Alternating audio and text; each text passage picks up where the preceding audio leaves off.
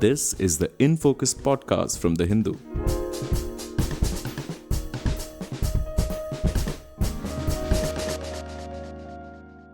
Hello and welcome to another episode of the Hindu's In Focus podcast. I'm Zubeda Hamid, your host for today. The much delayed census may finally be conducted next year, and the process is set to be completed in 2026. Following the census, the central government may go ahead with a delimitation exercise, redrafting of constituencies based on updated population numbers. This seems to have sparked concern amongst some South Indian states who believe that the number of seats they represent in parliament could decrease as their populations are lower than those of certain states in the north, with their having achieved population control milestones.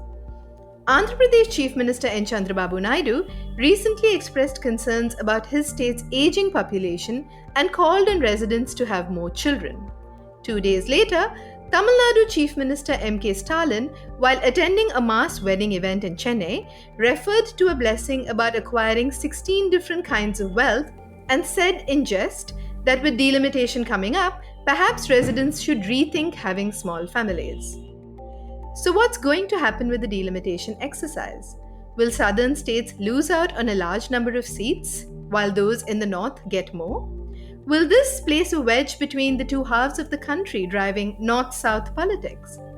Is there a fairer system to ensure adequate representation without penalizing states that have performed better? We discuss all this and more with Professor Sonalde Desai, who is a professor at the National Council of Applied Economic Research and Distinguished University Professor, University of Maryland, United States. Welcome to the Hindus in Focus podcast, Professor Sonalde Desai. Hello, how are you? Thanks, I'm good. Professor, can you please explain in demographic terms to us what does the delimitation exercise mean?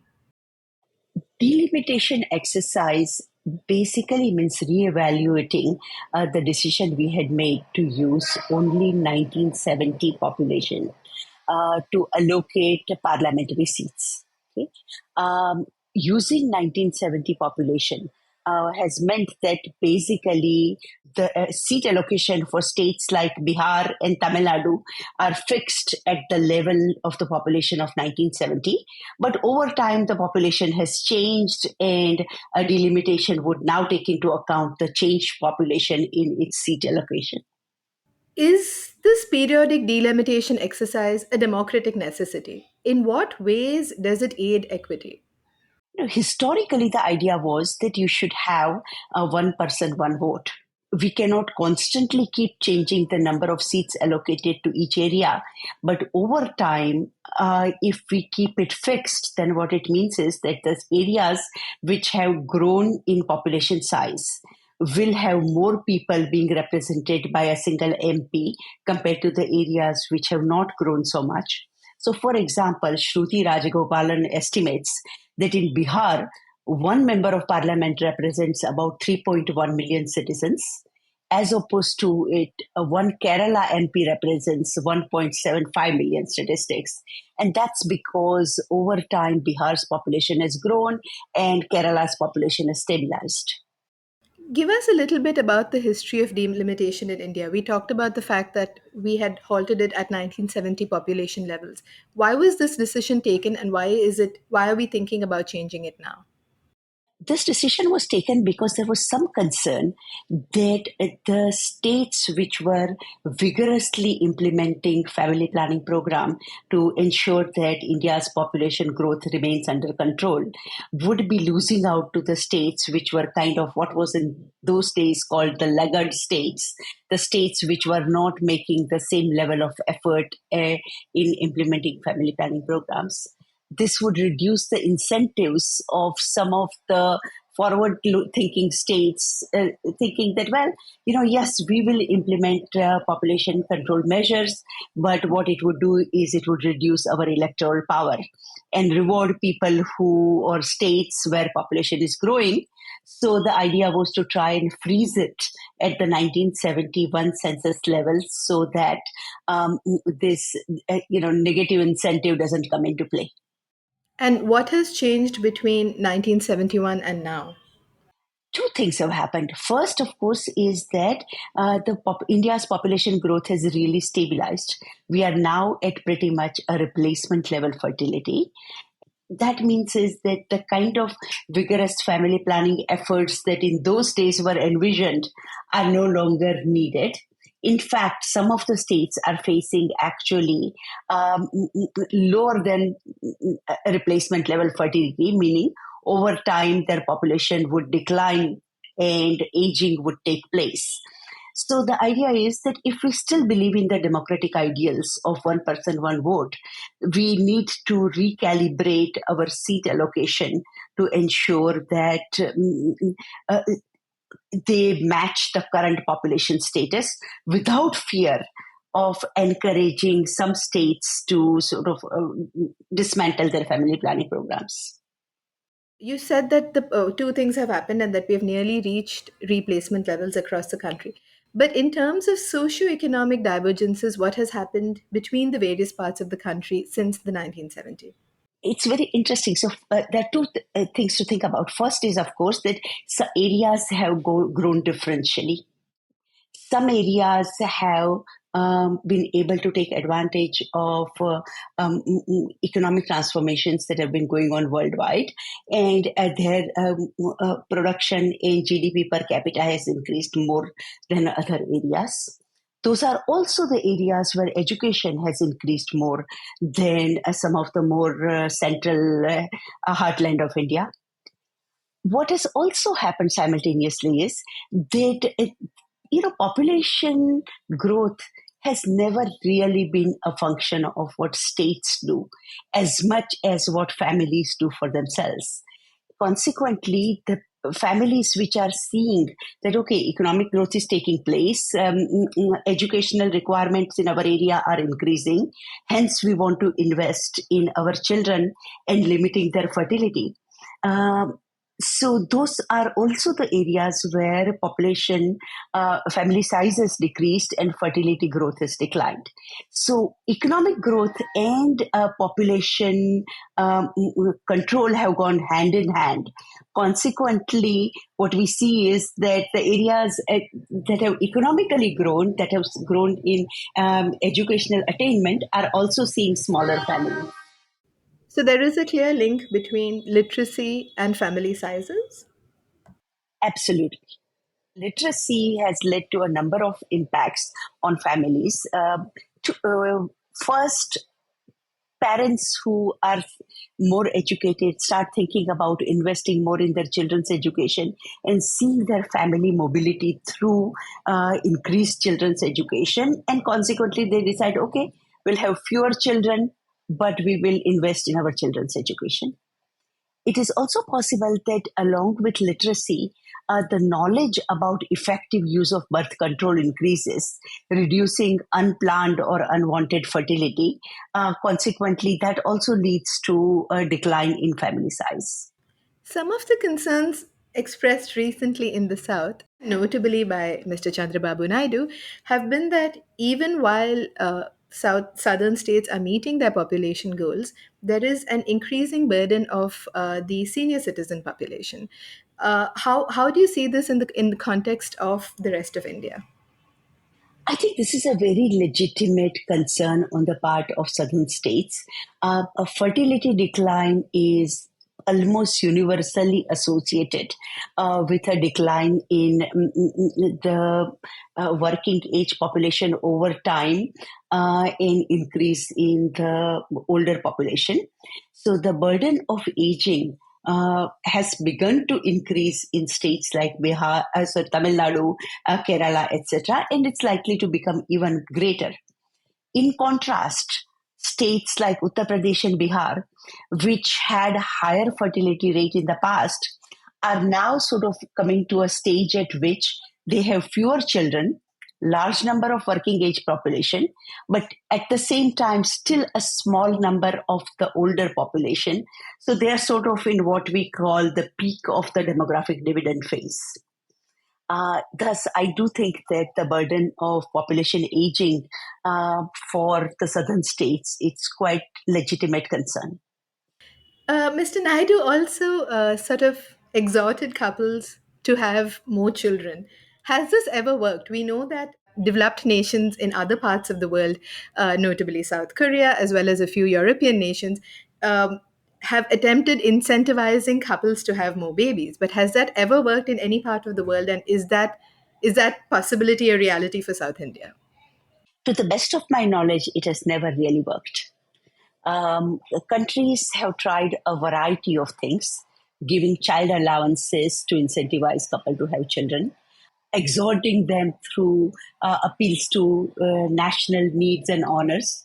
One of the most interesting one used to be in Soviet Union, where they used to give this Heroine Mother Award to women who had 10 or more children, giving them financial incentives, early retirement benefits, etc. Nonetheless, Soviet or Russian fertility fell along with the rest of the Europe and is now fairly low, roughly around 1.4. So the incentivizing families to have more children has never really worked. There are only two things that seem to be able to stabilize fertility somewhat. First is the approach that Scandinavia, particularly Sweden, has taken, which is encouraging paternal and maternal leaves and generously subsidizing it so that parents can stay with their children for the first 3 years of their life, and then subsequently providing excellent childcare, which reduces the burden on family of managing work and family, and that has sort of stabilized that fertility at a moderate level. The second example is France, which basically found that child allowances did very little to increase fertility, but immigration led to a higher fertility because they had substantial immigration from countries where population had more children and those cultures sort of carried over, leading to increased fertility. And those are the only two examples that I can think of.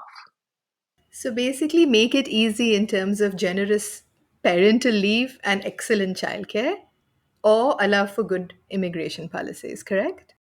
Yes.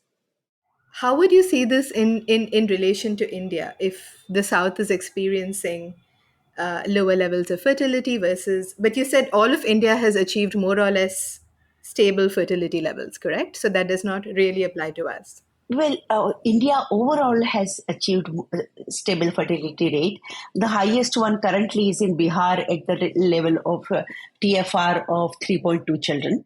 But the fact is that because of the past high fertility, some of the northern states currently have a large number of working age younger population.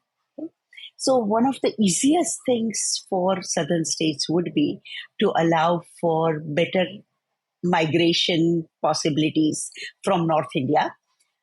Quite often, what we do is even when we allow for migration or encourage migration, we generally create situation where whole families cannot migrate. And since North India has historically had a pattern of solo male migration, a lot of southern states are seeing influx of men without their family from North India. Perhaps encouraging policies which allow for good housing, children's education, and allow the whole families to migrate may create change some of the demographic scenario of southern states, slightly increasing fertility and also providing younger age working population. Tell us a little bit about TFR and then we'll move on back to delimitation. How reliable is it as an indicator? Overall, total fertility rate is a good indicator of broad contours of fertility in a country. One of the challenges with TFR is that it combines the fertility of different generations. So it assumes that people who are currently 15 to 20 will experience the same fertility going forward all their life. People who are 20 to 25 will also continue to experience the same fertility going or fertility of the current older age population going forward. So we are making predictions that our current fertility levels will stay stable. Now, one of the challenges that comes up is that when society is changing and age at marriage is increasing, some generations are putting off children until they get older, whereas other generations are currently having children. It leads to a temporary lull in the fertility and temporarily low TFR, which may recover 5 or 10 years down the line. It will never get to be, extremely high TFR, but we may not see these very low levels of 1.2, 1.3 going forward.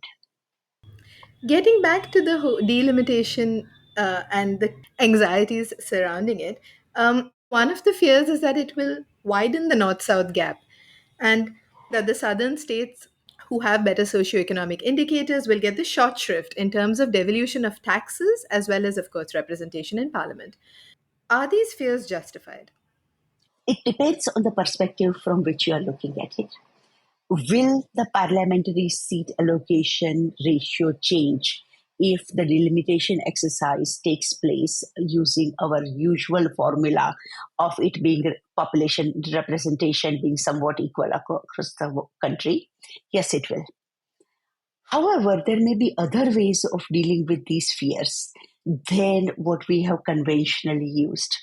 For example, if we look back at the American history, similar conversation took place in United States when its constitution was being written. And the resolution and worries about the smaller states of being overwhelmed by the larger states and their interests was addressed through two separate houses, where the Congress is based on population level representation and number of seats that are available to small states like New Hampshire depend on their population, whereas California's seat allocation is much greater.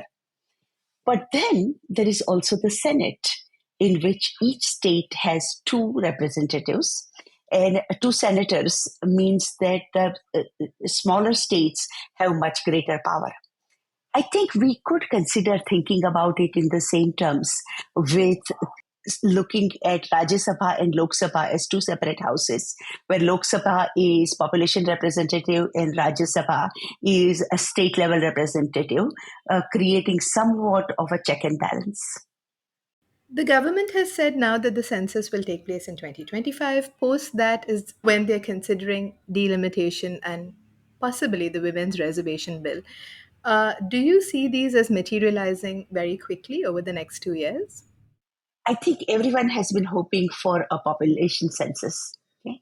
And we hope that the population census would indeed take place in 25-26. And after that, whether the delimitation exercise takes place or not is likely to be a political calculus. And I would assume that Chandrababu Naidu would have a significant say in it as a coalition partner. That's right. Talk to us a little bit about taxes and how do we reconcile the idea of larger, poorer states or regions getting more resources as they should for equitable development versus states with better socioeconomic indicators who have worked towards these goals getting less funding? How do we sort of set that balance? How do we make it right so that nobody is treated unfairly?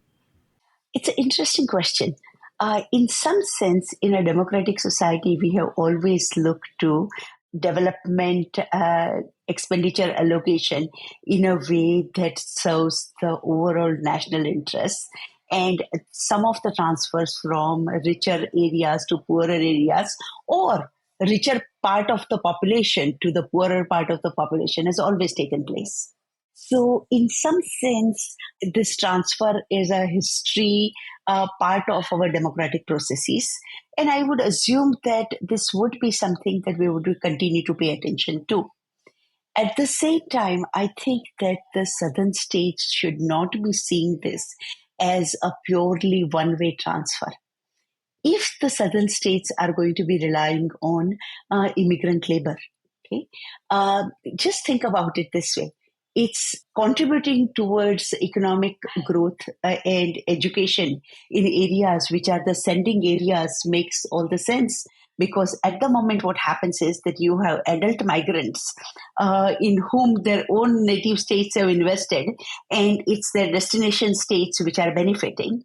So if we think about it from some of these perspectives, we can come up with a way of addressing economic transfers in a more justifiable, democratically supportable way. At the same time, I also believe that the southern states concerned about graying and aging is very relevant. So, a devolution criteria could take into account different levels of dependency burdens and take into account dependency burden in addition to the population as a part of its formula. Final question before we wrap up, Professor.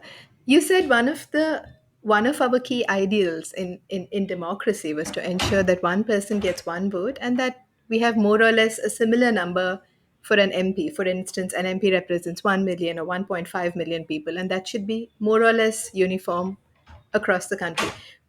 Would the delimitation exercise go towards addressing that? I would assume it would. That would be the goal. Are other democracies in other parts of the world, are they more or less equally represented across the country, or is this a problem that's present elsewhere as well? As I mentioned, with the US, the delimitation usually takes place in a way by which population based representation is equalized in House of Congress. But in Senate, each state has 2 senators. So I think countries come up with their own balance and how to address both the notion of one person, one vote, as well as ensuring that smaller areas are not overwhelmed by the majority or the larger areas. And do you think that the way forward for states still attempting to achieve population stabilization is to invest in female literacy? I think states should be investing in female literacy and male literacy for the same reason. It is the best thing for our economic development, and development in itself is the best contraceptive. So over time, it will also generate a lower population. I do think, though, that at the moment India actually has our school enrollment rate is amazingly high for both boys and girls. I think focus for us is going to be how to be on quality of that education and secondary and college education. Thank you so much for speaking to us today, Professor. Thank you. In Focus will be back soon with analysis of the biggest news issues. In the meantime, you can find our podcast on Spotify, Apple Podcasts, Stitcher, and other platforms. Just search for In Focus by The Hindu. We'll see you soon.